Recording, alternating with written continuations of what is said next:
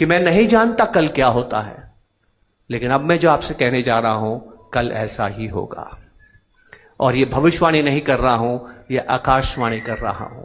आप जानते हैं आकाशवाणी भविष्यवाणी में फर्क क्या होता है। भविष्यवाणी गलत हो सकती है, आकाशवाणी गलत नहीं होगी, ऐसा ही होगा। तो ध्यान से सुनिएगा क्या होने वाला है, आपके और मेरे जीवन में क्या होने वाला है।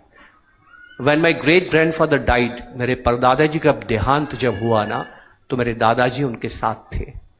जब मेरे दादाजी का देहांत हुआ, मेरे पिता उनके साथ थे। जब मेरे पिता का देहांत हुआ, मैं उनके साथ था। लेकिन जब मेरा समय आएगा, बिल्कुल जरूरी नहीं है कि मेरा बच्चा मेरे साथ होगा। मैं तो फिर भी ठीक हूं, हो सकता है मेरा बच्चा मेरे साथ हो, मेरे बच्चे के साथ तो बच्चा होगा ही नहीं। दुनिया में बच्चे कम हो रहे हैं साहब। पिछले 3 साल से हिंदुस्तान में भी बच्चे कम हो रहे हैं।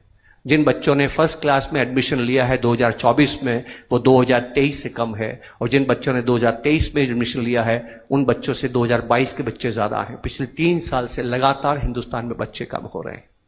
से बच्चे फॉरेन में अब जाते हैं, पहले नहीं जाते थे। वो फॉरेन क्यों जाते हैं? क्योंकि फॉरेन में बच्चे पहले ही खत्म हो गए हैं। वो अपने देश चलाने के लिए आपके बच्चों को ले जाते हैं।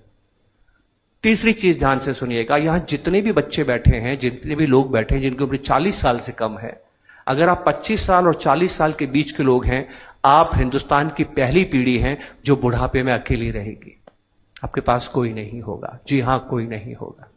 आप हिंदुस्तान की पहली पीढ़ी हैं जो 100 साल की अवस्था को प्राप्त करेंगी। और आप हिंदुस्तान की पहली पीढ़ी हैं जो 50 साल ज्यादा काम नहीं कर पाएंगी।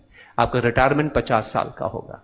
आपकी कमाई 45-50 साल में खत्म हो जाएगी और आपको जीना है 100 साल तक, वो भी अकेले।